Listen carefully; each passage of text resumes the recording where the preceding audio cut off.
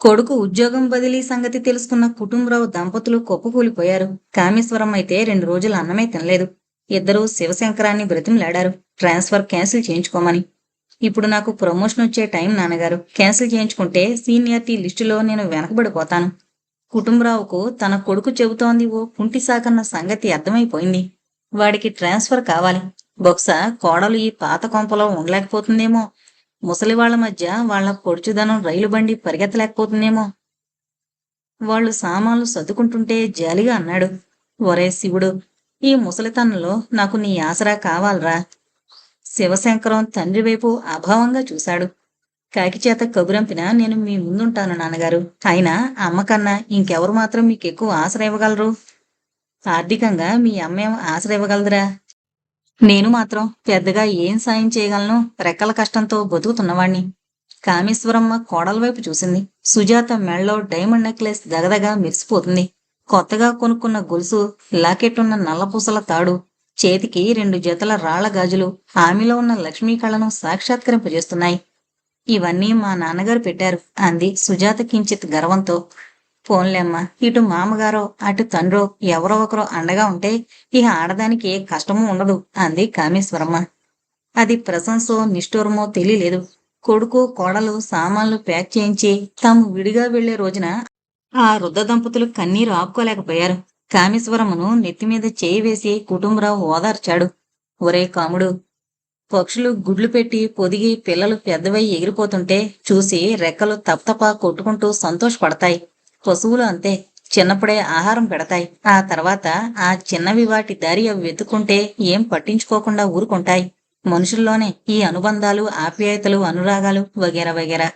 కోడల పిల్లకు విడిగా ఉందామనిపించుంటుంది. వాడు సరేనుంటాడు. ఈ ట్రాన్స్ఫర్ ఓ మిషా, భరించాలి తప్పదు.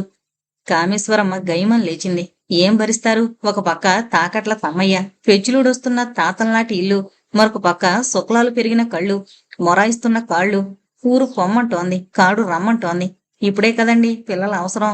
ఈ సమయంలో పరాయి ఊరికి పెళ్ళం కొంగు పట్టుకుపోతాడా త్రాష్టుడు? కామేశ్వరమ్మ నోటిని గబాలను తన చేత్తో మూసేశాడు కుటుంబరావు. వద్దొద్దు అలానకు. దేవతల దీవెన కన్నా బలమైంది తల్లి దీవెన. ఎంత చెడ్డా వాడు మన కొడుకు. ఆ పిల్లం మన వంశాన్ని నిలబెట్టడానికి వచ్చిన దేవత. ఆహా, దేవత. మూతి 3 వంకరలు తిప్పి కామేశ్వరమ్మ లోపలికి వెళ్ళిపోయింది. మధ్యాహ్నం భరత కోసం ఎదురు చూస్తూ జెమినీ టీవీలో వస్తున్న ఆనందం సీరియల్ చూస్తూ నిమిషాలు లెక్కబెడుతున్న సుజాతకు వాకిట్లో స్కూటర్ మోత వినిపించింది. అమ్మయ్య, ఆయన వచ్చేశారు అనుకుంటూ తలుపు తీసేసరికి ఎదురుగా విషణ్ణ వదనంతో నిలబడ్డ శివశంకరం కనిపించాడు. అంతవరకు గత కాలాన్ని నెమరవేసుకుంటున్న ఆమెకు ఎన్నడూ లేనంతగా అతడంత విషాదభరితంగా కనిపించడం భయకారణమైంది. ఏమండి, ఏం జరిగింది? శివశంకరం ముందుగా ఏం చెప్పలేకపోయాడు. లోపలికొచ్చి సోఫాలో కూలబడి ఓ గ్లాసు ఫ్రిడ్జ్ వాటర్ తాగాడు. తర్వాత మెల్లగా అన్నాడు. సుజీ, ఆ తమ్మయ్య ఇంటిని స్వాధీనం చేసుకున్నాడట. పోనిద్దరు, పాత కొంప పోతే పోయింది. అందుకింత బాధపడుతున్నారేమిటి? మామయ్య గారి గుండెల మీద బరువు ఈ విధంగా దిగిపోయినందుకు మీరు సంతోషపడాలి అంది సుజాత. ఇల్లు పోయి ఇప్పుడు మా నాన్న అమ్మ ఎక్కడున్నారో? ఇది ఓ సమస్యేనా? వెళ్ళి చూసొద్దాం. కాదు, మన దగ్గరకు తీసుకొచ్చేద్దాం. అలాగే, మీరు తీసుకొస్తానంటే నేను కాదంటానా? అందేకాని ఆ కంఠంలో ఏదో లోపించినట్లు అనిపించింది అతనికి. అన్నం పెట్టి అతను తింటున్నంతసేపు హుషారుగా కబుర్లు చెబుతూ అతని విషాదాన్ని తగ్గించడానికి ప్రయత్నం చేస్తూనే ఉంది సుజాత. శివశంకరం మళ్లీ ఆఫీసుకు వెళ్లిపోయాడు. తర్వాత తీరిగ్గా కూర్చుని ఆలోచించుకుంటున్న సుజాతకు అత్తమామల్ని తమ దగ్గరకు తీసుకురావడం మంచిదా కాదా అన్న ప్రశ్నకు సమాధానం దొరకలేదు. ప్రస్తుతం తన అత్తమామలు వస్తారు. ఆ తర్వాత తన తల్లిదండ్రులు వస్తారు. వాళ్లకు కూడా తను తప్ప మరెవరూ లేరు కదా. అప్పుడు తన ఇల్లు ఒక అనాథ శరణాలయంలా మారిపోతుంది. తామిద్దరూ ఆ ఇద్దరు ముసలి దంపతులకు సేవ చేస్తూనే కాలం గడపాల్సి వస్తుంది. అందుకని ఏం చెయ్యాలి? తీసుకురావాలా వద్దా? To be or not to be, that is the question. దీర్ఘాలోచనలో మునిగిపోయిన సుజాతకు మొదటిసారి ఫోన్ మోగితే వినిపించలేదు. రెండోసారి రిసీవ్ చేసుకుని మాట్లాడింది. మరదల పిల్ల, నువ్వేనా? అవతల కిరణమయి కంఠం. వదినగారు, మీరా? సుజాత కంఠంలో ఆనందం. అమ్మాయి, నీ డైమండ్ నెక్లెస్ చూడ్డానికి వస్తున్నా. మీరు కూడా డైమండ్ నెక్లెస్ పెట్టుకునే రండి, అప్పుడే కంపేర్ చేసుకోవచ్చు. సుజాత మొహంలో ఓ గర్వరేఖ. అక్క వస్తోందని తెలియగానే శివశంకరంలో కూడా ఓ నూతనోత్సాహం కలిగింది. స్టేషన్లో కిరణ్మయిని రిసీవ్ చేసుకున్నాడు. స్కూటర్ మీద ఎక్కించుకుని వస్తుంటే కిరణ్మయి అడిగింది, ఇంకా స్కూటరైనా కారెప్పుడు కొంటావు? సొంత ఇల్లే లేదు, కారు కూడానా? అన్నట్టు స్థలం రిజిస్టర్ చేసుకున్నారా? ఇంటికి శంకుస్థాపన ఎప్పుడు? డాబా ఇల్లా, అప్స్టేర్ బిల్డింగా, ఏమనుకుంటున్నారు? ఈ ప్రశ్నలకు వేటికి కిరణ్మయి ఉత్సాహంగా సమాధానం చెప్పలేదు. విని మౌనంగా ఉండిపోయింది. శివశంకరం కూడా ప్రశ్న అడిగాడే కాని మళ్లీ రెట్టించలేదు. ఇంటికొచ్చిన తర్వాత ముందుగా సుజాత మెడలో ఉన్న నెక్లెస్ను కిరణ్మయి పరీక్షించి బ్యూటిఫుల్ అంటూ మెచ్చుకుంది. నీ మెడలో ఉంటే ఆ నెక్లెస్ ఇంకా అందంగా ఉంది అంది మళ్ళీ. సుజాత కూడా కిరణ్మయి నెక్లెస్ను పరిశీలించి చూసింది. వదినగారు, మీరు నా నెక్లెస్ను మెచ్చుకున్నారు, కానీ నిజానికి నాదానికన్నా మీదే బాగుంది. డైమండ్స్, మేకింగ్, మోడల్ అన్నీ సూపర్. కిరణ్మయి పొంగిపోయింది.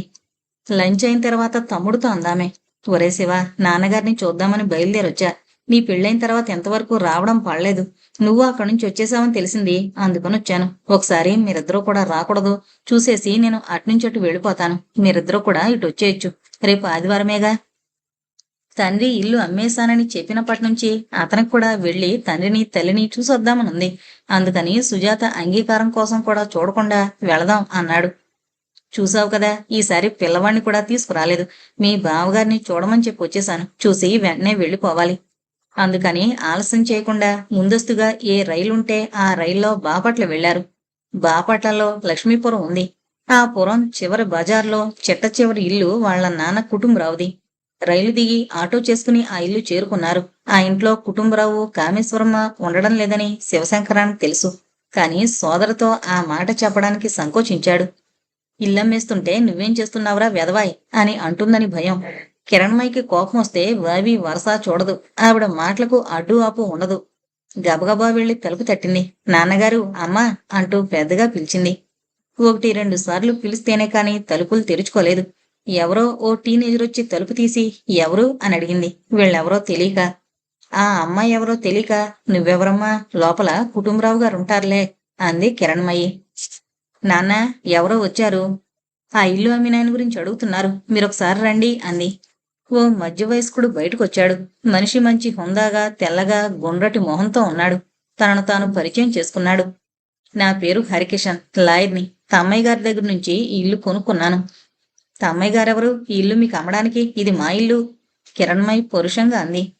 కుటుంబరావు గారు ఈ ఇంటిని ఆయనకు తాకట్టు పెట్టారు, విక్రయం చేశారు. క్రయ విక్రయాలు సరిగ్గా చూసుకునే నేను కొనుగోలు చేశాను. లాయర్ హరికిషన్ మర్యాదగా విశదీకరించాడు. కిరణ్మయి తమ్ముడు వైపు చూసింది. ఆమె కళ్లల్లో నీళ్లు చిప్పిలుతున్నాయి. ఆపుకోవడానికి ప్రయత్నం చేసింది. ఆపుకోలేకపోయింది. ఘోరుమంది. శివశంకరం తన అక్కను స్వాంతనపరచడానికి ప్రయత్నం చేశాడు. ఊరుకో అక్కయ్య, ఊరుకో అంటూ కిరణ్మయిని సముదాయించాడు. పరిస్థితి కాస్త ఎంబారిసంగా మారుతుండడంతో హరికిషన్ లేచి లోపలికి వెళ్ళాడు. ఆయన అక్కడ లేకపోయిన తర్వాత కిరణ్మయి తమ్ముడి మీద విరుచుపడింది. అయితే ఇదంతా నీకు ముందే తెలుసునన్నమాట. తెలిసి కూడా నాతో ఎందుకు చెప్పలేదురా? ఎందుకు చెప్పలేదు?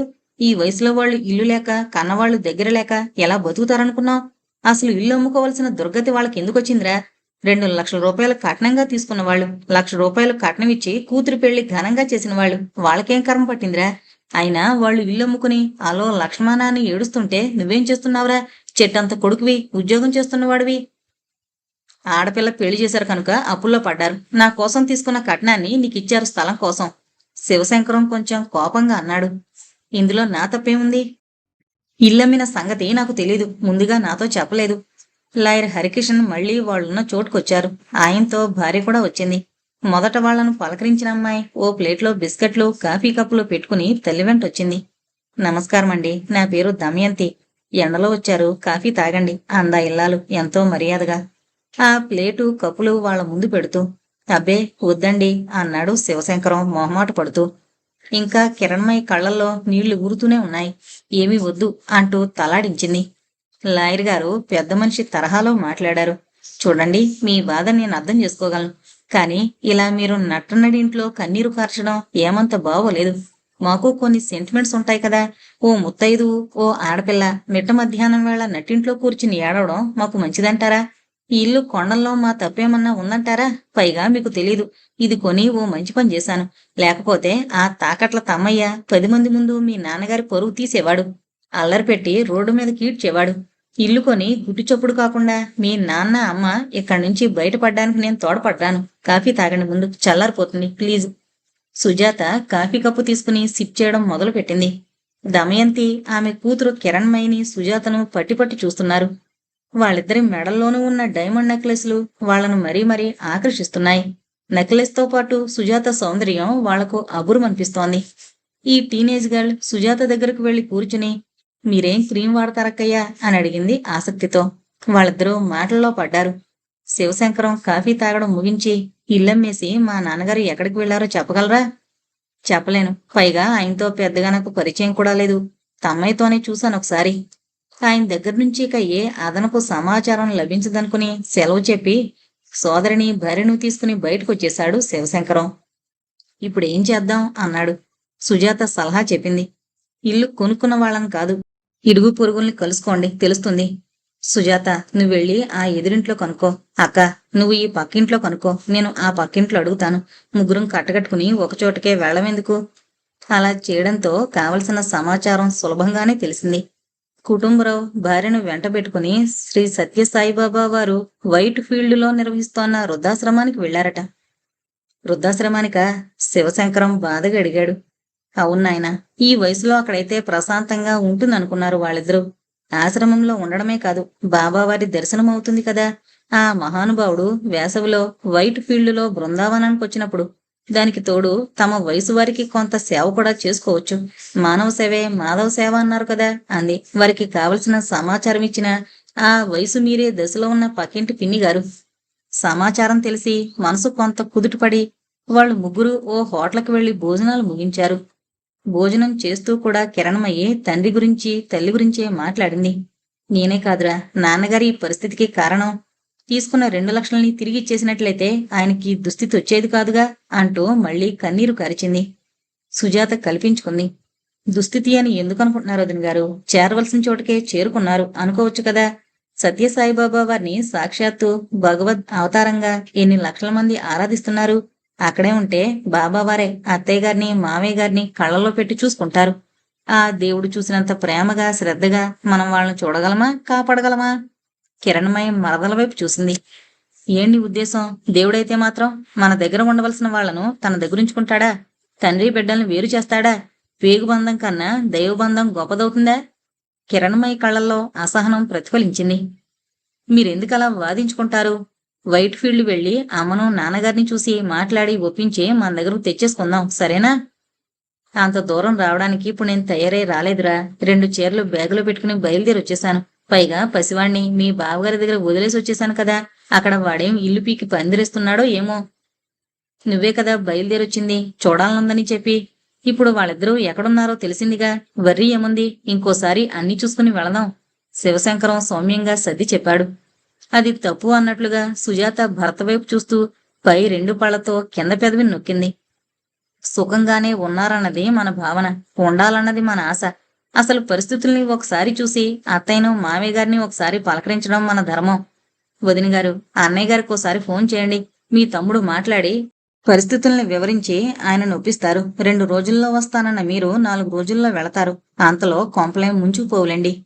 కిరణమయ్య కాదనలేకపోయింది. శివశంకరం తత్కాల్ రిజర్వేషన్ తీసుకున్నాడు. ప్రశాంతి ఎక్స్ప్రెస్ లో ఏసీలో వెళ్లి బెంగళూరులో దిగి అక్కడి నుండి ట్యాక్సీ చేయించుకుని కాళ్ళుగుడికి వాళ్లతో చేరుకున్నాడు. ఎందుకండి ఇంత ఖర్చు పెడుతున్నారు? సుజాత గుణిగింది. డైమండ్ నెక్లెస్ ప్రయాణంలో గిల్టు పెట్టుకుని బయలుదేరాలి. మీరేమో ఒరిజినల్స్ తోనే వచ్చేశారు, అందుకని. శివశంకరం తానెంత జాగ్రత్త పరుడో వివరించాడు. అంతేనా? వదిన గారి దగ్గర తమరు కాలర ఎగరేయడానిక? సుజాత వెక్రించింది. కాళ్లగుడి నుంచి ఇంకో 5 కిలోమీటర్లుంది ఆ వృద్ధాశ్రమం, ప్రేమాశ్రమం. ఆ ముగ్గురు ఆశ్రమంలో అడుగు పెట్టేసరికి కుటుంబరావు తన చుట్టూ ఓ 10 మంది వృద్ధుల్ని కూర్చోబెట్టుకుని వాళ్లకు రామాయణం చదివి వినిపిస్తున్నాడు. తనకు తెలిసినంత వరకు అర్ధ వివరణ చేస్తున్నాడు. శ్రీమద్ రామాయణంలో ఎందరో తండ్రులు మాతృమూర్తులు మనకు కనిపిస్తారు. దశరథుడు, జనకుడు, రామచంద్ర ప్రభు, రావణాసురుడు, ఇలా ఎందరో. అందులో కొందరు పుత్రశోకంతో మరణించారు. పుత్రుల కోసం శోకించారు. కన్న సంతానానికి వివాహం జరిపించి తమ కర్తవ్యం అయిపోయినట్లుగా ఋషులయ్యారు. కొందరు భార్యాబిడ్డల్ని పోగొట్టుకుని వారి కోసం సామాన్య మానవుల్లా విలపించారు. వారిని ఏషణత్రయాలు బాధించాయి. వాటికి కొంతవరకు దూరమై ఇప్పుడు దైవ సాన్నిధ్యంలో జీవితాలు ధన్యం చేసుకుంటున్నాం. చివరి మాటలంటుండగా ఆయనకు తను కన్నవారి దర్శనమైంది. ఆశ్చర్యానికి లోనైనా దానిని ఆయన బహిర్గతం చేయలేదు. తనకు కొంచెం దూరంలో ఆశ్రమంలో ఉన్న ఆడవారితో కలిసి చెట్లకు నీరందిస్తోన్న కామేశ్వరమ్మను కేకవేశాడు. అయిన వాళ్ళొచ్చారు, ఆదరించు. కామేశ్వరమ్మ ఆ ముగ్గురిని చూసి ఆనంద పరవశురాలైంది. లోపలకు తీసుకువెళ్లి అన్నీ కనుక్కుంది. శ్రీ మద్రామాయణ పఠనం ముగించుకుని కుటుంబరావు లోపలికొచ్చాడు. ఆయనతో ఎలా అసలు విషయాన్ని ప్రస్తావన చెయ్యాలని కిరణ్మయ్యే శివశంకరం మల్లగొల్లాలు పడ్డారు. ఆ ఇబ్బందిని సుజాత ఇట్టే తొలగించింది. మామగారిని చూడగానే ముందుగా ఆయన కాళ్లకు నమస్కరించింది. రెండు చేతులు జోడించి ప్రార్థనాపూర్వకంగా ఇలా ఎందుకు చేశారు మామయ్య గారు అని అడిగింది వేదనా స్వరంతో. ఏం చేశాను తల్లి? ఇక్కడికొచ్చేయడం. ఎక్కడికొచ్చానమ్మా? బాబా దగ్గరికేగా. మాకన్నా బాబా మీకు దగ్గర? కుటుంబరావు మనసు పండిన ఓ వేదాంతిలా, జగద్రహస్య సిద్ధాంతాన్ని అవలోకనం చేసుకున్న ఓ పరిణిత వ్యక్తిలా అన్నాడు. చుట్టాలు దొంగలు, సుతులు రుణస్థులు, కాంతలు సంసార కారణంబు. శివశంకరంలో నిజంగానే తను దోషినన్న భావన బలమైంది. తనను కూడా తాకట్ల తమ్మాయిగాని అనుకుంటున్నాడాయన. కన్న కొడుకు రుణస్థుడన్న జ్ఞానావస్థలో ఉన్నాడాయన. అలా అనుకోవద్దు నాన్నగారు, జరిగిందేదో జరిగిపోయింది. మన ఊరికి వెళదాం రండి. శివశంకరం ఏడుస్తున్నాడు. ఎందుకురా కన్నీరు?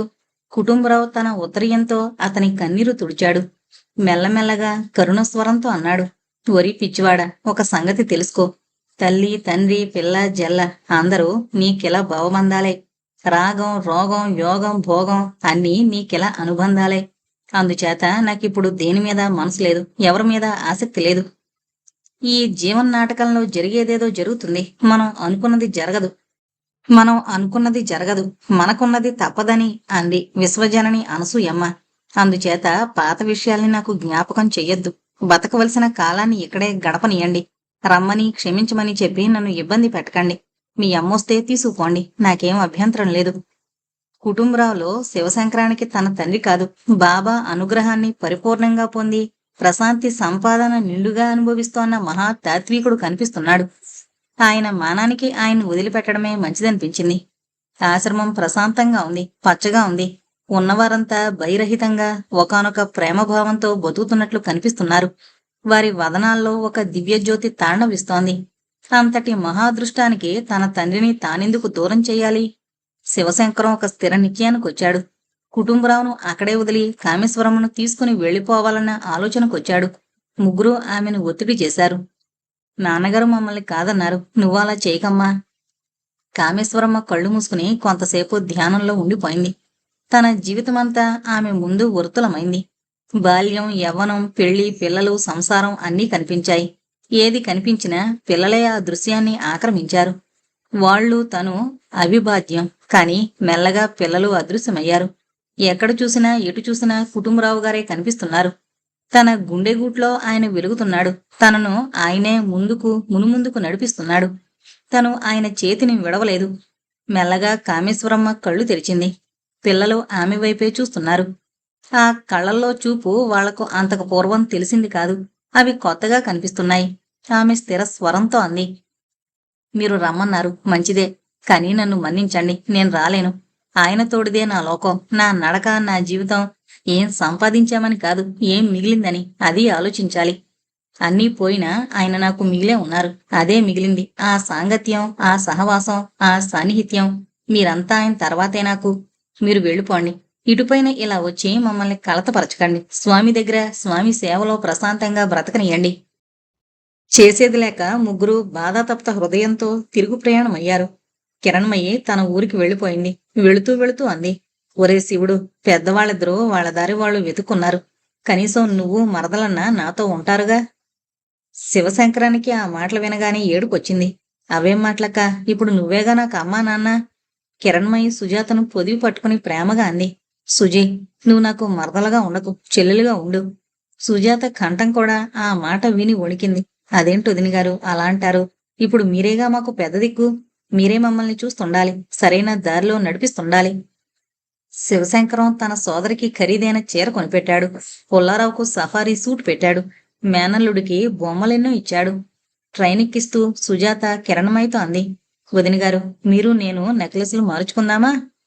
కిరణ్మయి ఒక్క క్షణం కూడా ఆలోచించలేదు. అలాగే అంటూ తన నెక్లెస్ తీసి సుజాత మెడలో వేసింది.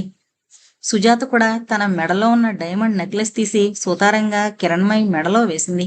వాళ్ళిద్దరూ చేస్తోంది చూస్తూ మెచ్చుకుంటూ అలాగే నుంచుండిపోయాడు శివశంకరం. తన తల్లిదండ్రుల వైరాగ్యభావం వాళ్లల్లో నూతన అనురాగ భావ శబలతకు కారణమైందా అని లోపల ప్రశ్నించుకున్నాడు. ఏమైనా అది రాగవారధిని బలోపేతం చేసేదే కదా అని కూడా సంతృప్తి చెందాడు. ట్రైను బయలుదేరడానికి సూచనగా కోత కూస్తోంది. కిరణ్మయి లోపలికెక్కి కిటికీ ఊచల్లో నుంచి చూస్తూ నవ్వుతూ సూచనగా అంది. ఇవ్వవలసింది మరొకటుంది, మరిచిపోకు. నేనేమివ్వాలి? ఆ సూచనకు సుజాతకు జవాబు స్ఫురించలేదు. నాకు కోడల్నిస్తానన్నావుగా? సుజాత సిగ్గుపడుతూనే కొంటిగా అంది. అది నా చేతుల్లో లేదుగా. ఓసి కొంటిదానా. రైలు కదిలింది. కిరణమయ మాటలు గాల్లో తేలిపోయాయి. సందడిగా ఉన్న ప్లాట్ఫామ్ క్రమంగా చైతన్యాన్ని కోల్పోయింది. చీకటిని తరిమేసి దీపకాంతి ఆశలకు అగ్గలమవుతోంది. రోడ్లన్నీ కళకళలాడుతున్నాయి. ఆకాశంలో నక్షత్రాలు దేవతలు పెట్టుకున్న మిణుగురు పువ్వుల్లా మిలమిల్లాడుతున్నాయి. ఇంటికొచ్చేసరికి శివశంకరం, సుజాత దుఃఖ వివసత తగ్గి మామూలు మనుషులైపోయారు.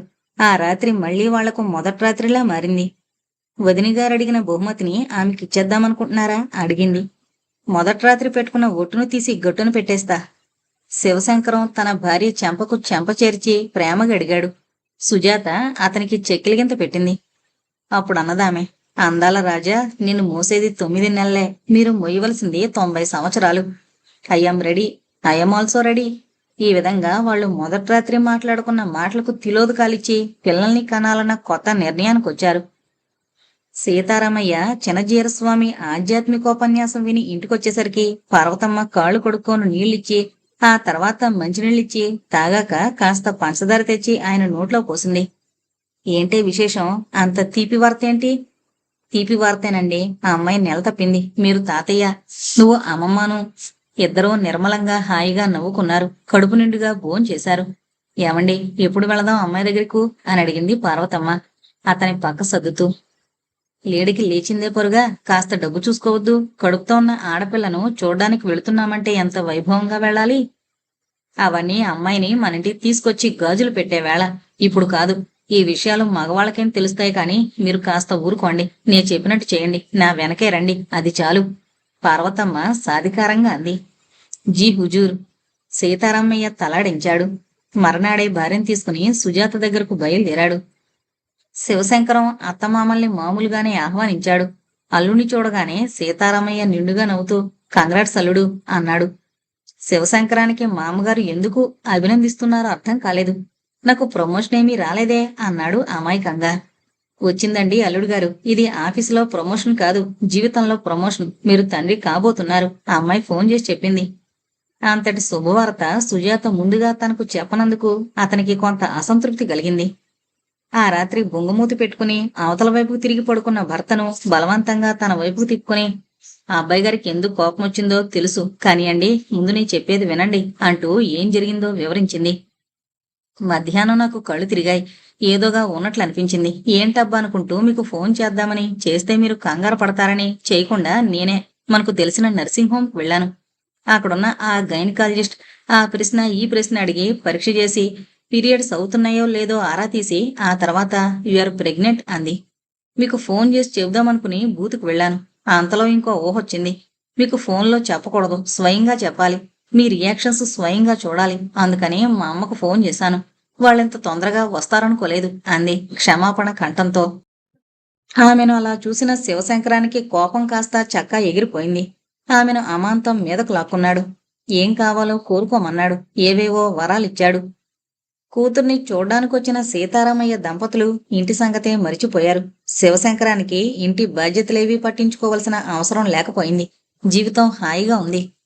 ఓ రోజు సాయంకాలం ఆఫీసు నుంచొచ్చి స్నానం చేసి సుజాతతో ఓ కామెడీ సినిమాకు వెళదామని బయలుదేరటంతలో పార్వతమ్మ లోపల నుంచొచ్చి, అల్లుడుగారు ఒక క్షణం అంది. బయలుదేరబోతున్న ఆ ఆలుమగలు ఆగిపోయారు. గడియారం అరగంట కొట్టింది. 5:30. శివశంకరం అసహనంగా అన్నాడు. చెప్పండి. దూరంగా ఉన్న సీతారామయ్య కూడా వాళ్ళ దగ్గరకు వచ్చాడు. ఆ అమ్మాయిని మా ఇంటికి తీసుకువెళదామనుకుంటున్నాను. శివశంకరానికి నెత్తి మీద గుండ్రాయి పడినట్లయింది. ఇప్పుడెందుకు ఇంత తొందరగానా? అది కాదు నాయనా. ఇక్కడ మీరిద్దరే కదా ఉంది. చిన్న పని పెద్ద పని అదే చేసుకోవాలి కదా. పైగా మీరు ఆఫీస్కెళ్ళిపోతే ఆ అమ్మాయి ఒంటరిగా ఇంట్లో ఉండాల్సొస్తుంది. కడుపుతో ఉన్నప్పుడు అలా ఒంటరిగా ఉండడం మంచిది కాదు. అంచేత మా అమ్మాయిని పురుడు పోసుకునే వరకు మా దగ్గరే ఉంచుకోవాలనుకుంటున్నాం. జీవం లేనట్లుగా బలహీనంగా శివశంకరం అన్నాడు. సుజాత ఏమంటోంది? రానంటోంది. దాని మొహం దానికేం తెలుసు? మంచి చెడు అందుకని మీతో చెప్పడం. దాన్ని పంపించే భారం మీదే. బయలుదేరడానికి రేపొద్దున ముహూర్తం బావుంది. Cinema programme రద్దయింది.